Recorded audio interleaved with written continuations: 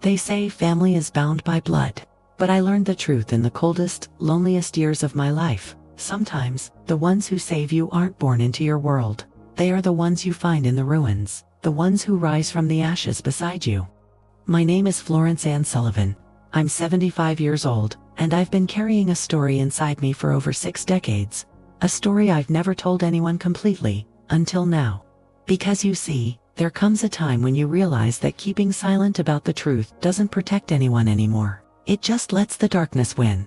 I was born in 1945, right here in Georgia, in a little town called Cedar Springs that most folks have never heard of. Back then, it was a different world for people like me, for Black families trying to make an honest living in the South. World War II had just ended, and there was this feeling in the air, like maybe things could change, maybe things could get better. But you know what? We had something that couldn't be taken away from us. We had love, we had faith, and we had each other. The Sullivan family, that was us. We lived on the colored side of town, on a street they called Freedom Row. Funny name, considering how little freedom we actually had back then. But our house was painted the brightest yellow you ever did see. My mama said yellow was the color of hope, and she wanted everyone who passed by to feel a little bit of that hope, no matter what color their skin was. Our door was always open, and I mean always. Black folks, white folks, veterans coming home from the war looking for work and purpose. My mama would feed them all. She'd say, "Florence Anne, hungry is hungry, and kindness don't know no color." I remember those summers in the 50s like they were yesterday. The sound of gospel music floating through the screen doors, the smell of my mama's famous cornbread cooling on the windowsill, and the laughter that seemed to bounce off every wall of our little house. My daddy would sit on the front porch with his harmonica, playing blues that could make you cry and spirituals that could lift your soul to heaven. But you know what I remember most? My teddy bear. Brownie, I called him.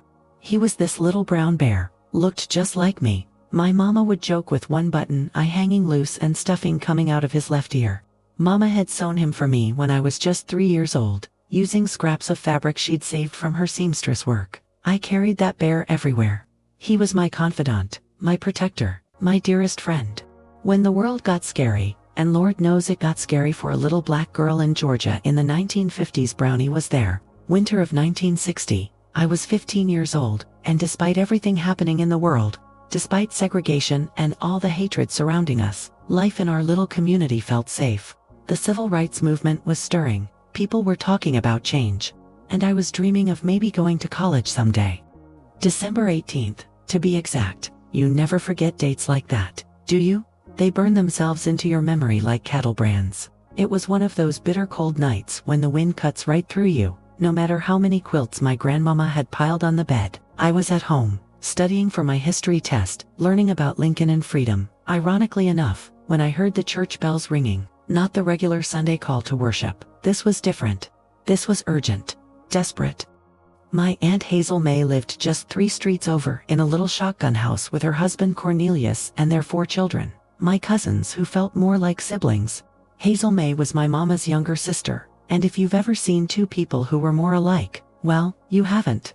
They both had that same generous spirit, that same way of making everyone feel like family, regardless of the color of their skin or the holes in their shoes. That night, Hazel May's house caught fire. To this day, nobody knows exactly how it started. Some say it was the old wood-burning stove they used for heat. Others blamed the kerosene heater that sat too close to the curtains. But when you're watching flames eat up everything and everyone you love, the cause doesn't matter much, does it? I can still hear those church bells. Still smell that awful smoke that seemed to follow me for weeks afterward. By the time we got there, by the time anyone could do anything, it was too late. The volunteer fire department, they took their sweet time coming to our side of town, if you know what I mean. This was 1960. Remember, Black lives didn't matter much to some folks back then. Hazel May, Cornelius, little Marcus, who was only 6 years old, baby Ruth who had just learned to walk, and the twins, Sarah and Samuel, who were 8, and always getting into some kind of mischief together, gone. All of them, turned to ash and memory on one bitter December night. But here's where the story gets dark, in a way that fire can't compare to. Here's where I learned that family isn't always what you think it is. After the funerals, such as they were, with pine boxes and borrowed hymns, something changed. My mama's other relatives, the ones who'd always smiled at Sunday service, who'd shared our dinner table countless times, they turned away from us, from me. See, there was insurance money. Not much, but enough to matter to poor folks. And somehow, in all the legal papers and the grief, they decided that money should go to them, not to my mama who'd lost her closest sister. They said my mama was too emotional to handle such matters. They said a lot of things that had more to do with jealousy than justice. When my mama fought for what was right, when she stood up and said that money should go to help Florence Anne get an education, that's what Hazel May would have wanted. That's when they turned on us completely. Suddenly, we weren't welcome at family gatherings anymore. Suddenly, the same relatives who used to brag about my good grades in school started whispering that I was getting too big for my britches. The same folks who used to praise my mama's cooking started saying she was putting on airs. In 1962, during one of the coldest winters Georgia had seen in years, my mama got pneumonia. But I knew it wasn't just the weather that was killing her. It was the heartbreak, the betrayal, the way her own blood had turned against her when she needed them most. She fought that illness for 3 long months. But her body was weak from years of working too hard, and her heart was broken from losing her sister and then her own family. She died holding my hand, whispering, "Florence Anne, don't let them make you bitter. Promise me you won't let the hate win." I was 17 years old, and suddenly I was completely alone in a world that didn't want me. And there I was, 17 years old, black, female, and completely alone in Georgia, in 1962. You want to know what alone feels like? It's not just the empty house or the quiet dinner table. It's walking down the street and having people who used to wave at you look right through you like you're invisible. The relatives who'd taken everything, they made sure I knew I wasn't welcome anymore. "You ain't family," my Uncle Jerome told me one Sunday after church. "You just a reminder of things best forgotten." So I left, took my mama's sewing box, my daddy's old Bible, and Brownie, that teddy bear that had seen me through every storm, and I walked out of Cedar Springs with nothing but hope and determination. Those next 6 years, Lord have mercy, those were the hardest years of my life. This was the 1960s, remember. The civil rights movement was happening around me, but I was too focused on survival to march or protest. A young black woman on her own, trying to make it in the changing South. I worked in white folks' kitchens in Atlanta, but finding steady work was near impossible. White employers would hire me for a week, sometimes just a day, then let me go without reason. They'd pay me half what they promised, if they paid me at all. I spent months sleeping in a boarding house that was barely fit for rats, sharing a room with 3 other women who were all fighting for the same low-paying jobs. There were nights when I had to choose between eating and having a place to sleep.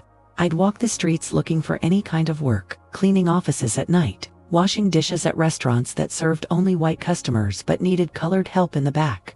Sometimes I picked fruit in the summers, working from dawn to dusk for just enough money to survive another day. I won't lie to you, there were people who tried to take advantage of a young woman with nowhere to go. Employers who thought they could work me 16 hours for the price of 8. Landlords who demanded favors I wouldn't give in exchange for keeping a roof over my head. Men who thought desperation made me available. I learned to sleep with my back against the door, to keep a knife close, to trust nobody completely. There were times I went 2, sometimes 3 days without eating. Times when I was so hungry I'd talk to Brownie like he could somehow fill that emptiness in my stomach. Times when I was so scared, sleeping in places that made the streets seem safe, that I'd clutch that little bear to my chest and pretend I was back home, safe in my mama's arms. But I never sold my mama's sewing machine, never pawned my daddy's Bible, and I never ever let go of Brownie. They were all I had left of home, and I was determined to honor the people who'd loved me by surviving, no matter what it took. You know why? Because every time I looked at Brownie, every time I touched that worn brown fabric, I remembered what my mama used to tell me. "Florence Anne, you carry the love of everyone who ever loved you right inside your heart. They can take your house, they can take your money, but they can't take that love unless you let them." By 1968, I'd made my way up to Detroit. The Great Migration was still happening, and the North felt like a promised land after everything I'd been through. Martin Luther King had been assassinated that April, and the whole country felt like it was on fire. But Detroit felt like possibility. I found work in an automotive plant, making parts for the cars that were rolling off Henry Ford's assembly lines. It wasn't easy work, But it was honest work, and for the first time in years, I had my own little apartment and enough money to eat every day. That's where I met him. James Robert McKinnon. Can you picture this? A black woman from rural Georgia meeting a white man with the most beautiful golden hair you ever did see. His hair caught the sunlight like spun wheat, and his eyes, they were the color of summer sky. Now, this was 1969. Detroit, the civil rights movement had changed some laws, but hearts were still catching up. Interracial relationships were legal after Loving v. Virginia in 1967, but they were still dangerous in practice. Even in Detroit, even in the supposedly progressive North, we couldn't walk down the street holding hands without risking violence. But James, he saw me. Really saw me. Not my color, not my past, not my poverty. He saw Florence Anne, the woman I'd fought so hard to become. We met at the factory where I worked the day shift and he worked nights. I was leaving as he was coming in, and I dropped my lunch pail right at his feet. When he bent down to help me pick up my things, our eyes met, and, well, you know how sometimes you just know. Something passed between us in that moment that changed everything. He started leaving little notes for me at my workstation. Sweet things like "Hope your day shines as bright as you do," and "Thinking about your smile gets me through the night shift." I'd find them tucked under my tools, and I'd save every single one. Still have them, matter of fact, in my mama's old sewing box. But dating a white man in 1969? Even in Detroit, we had to be careful. We'd meet in the few integrated neighborhoods that were starting to emerge, go to clubs where music mattered more than color. Motown was booming in Detroit, and there were places where love could exist without fear, if you knew where to look. Still, we faced real danger. White men who thought I was uppity for dating outside my race. Black folks who said I was betraying my people. We couldn't go to most restaurants together, couldn't find housing in many neighborhoods. There were places where we literally couldn't be seen together without risking our lives. James never made me feel ashamed of where I came from. When I told him about my family turning their backs on me, he held me while I cried. When I showed him Brownie, that raggedy old teddy bear I still carried everywhere, he didn't laugh. He said, "That bear has been your family when you didn't have anyone else, hasn't he?" And he understood. He understood that sometimes the things that seem childish to others are the things that keep us whole. We got married in 1971, in a little integrated church in Detroit, where the preacher believed love was more important than color. It was a small ceremony, just us, a few friends from the plant, and God. But it was perfect. It was ours. Even then, we received death threats. Someone threw a brick through our apartment window with a note that said things I won't repeat, but we survived. We endured. The early years of our marriage had their challenges. We still faced stares on the street, whispers in grocery stores, landlords who wouldn't rent to us. But we also had something previous generations didn't have, a slowly growing community of people who believed in integration, who thought America was big enough for all kinds of love. James got promoted to supervisor at the plant. He had a gift for understanding how things worked, how to make them better. I started taking in alterations, just like my mama had done. But now I had my own little business going. We saved every penny, dreamed every dream together. In 1973, our first child was born. A beautiful baby girl with caramel skin and hair that caught the light like her daddy's. We named her Hope, not just because we'd hoped for her, but because she represented hope for a better world. A world where love could cross any line, overcome any obstacle. When Hope was about 2 years old, something happened that changed my perspective on family forever. I was shopping downtown Detroit with her when I heard someone call my name, Florence Anne Sullivan. I turned around, and there was my cousin Beulah. She'd been at the fire that night, lost her own husband in Vietnam 2 years later, and remarried. She'd moved north like so many others. I tensed up, expecting the worst. But Beulah looked at my beautiful mixed-race daughter, looked at me, and just started crying. "Florence Anne," she said, "I've been looking for you for years. We made such a terrible mistake. Such a terrible, terrible mistake." She told me that after I left, the truth slowly came out about that insurance money. It took almost 5 years, but people started talking, started asking questions. Turned out my Uncle Jerome and the others had lied about the legal documents. They'd taken money that rightfully belonged to my mama and me. But more than that, as the years passed and the civil rights movement changed people's hearts, the community began to see what had really happened to the Sullivan women. Some of the family tried to find you, Beulah said, bouncing hope on her hip. But you'd disappeared completely. We knew you'd gone to Atlanta. But after that, nothing. Your mama was a saint, Florence Anne, and we treated her like she was nothing. We treated you like you were nothing. The whole family's been carrying this shame for over a decade. Jerome died 3 years ago, and his last words were about you. About how wrong we were. Can you ever forgive us? You know what I told her? I said, Beulah, forgiveness isn't something you earn, it's something you give. And I forgave y'all a long time ago, not because you deserved it, but because carrying that anger was hurting me more than it was hurting you. But then I said something else. I said, but forgiveness doesn't mean forgetting. And it doesn't mean I need you back in my life. I've built a new family now. A family that loves without conditions, that stands by each other through everything. That's the family my daughter will know. Beulah understood. She gave me her address, told me the family would always welcome me home if I changed my mind, and walked away. I never contacted them. Not because I was angry, but because I'd learned something important. You don't have to rebuild bridges just because someone apologizes. Some chapters of your life are meant to stay closed, so new ones can be written. James and I went on to have 3 more children, 2 boys and another girl. We raised them during the disco era, through the Reagan years, into the 90s. We taught them to see love, not color. To judge people by their character, not their appearance. To understand that family isn't about blood, it's about choice. It's about who shows up when the world gets complicated. Our kids faced their own challenges, being mixed race in America. They were sometimes too black for some spaces, too white for others. They dealt with identity questions we couldn't fully understand, caught between 2 worlds in ways that tested their strength daily. But we taught them to be proud of who they were, to stand tall in their truth.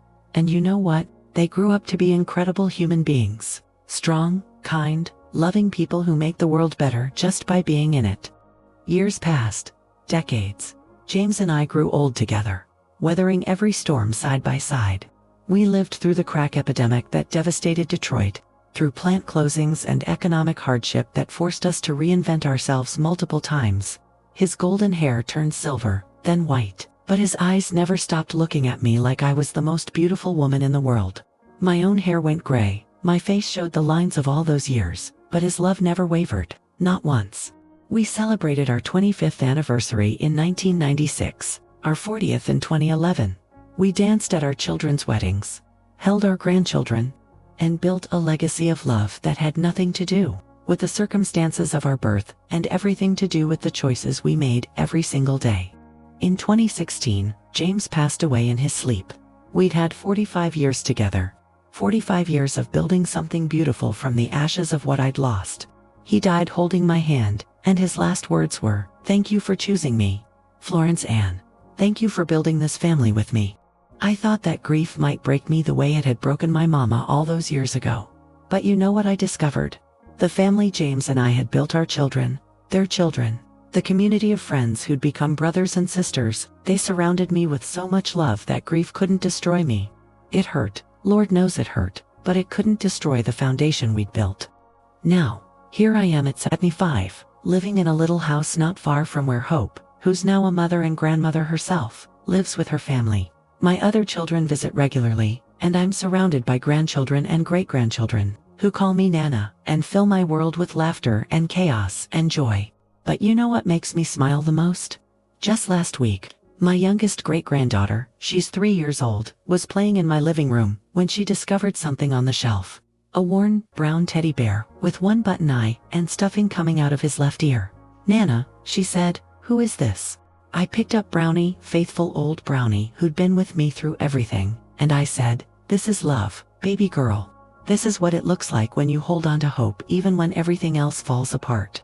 She hugged that old bear tight, and in that moment, I saw it, the circle completing itself. That little teddy bear my mama had sewn for me with scraps and love, who'd comforted me through the darkest nights of my life, who'd been there for every triumph and every tragedy. He's going to comfort another generation. Another little girl who needs to know that love is stronger than loss, that hope is more powerful than hatred.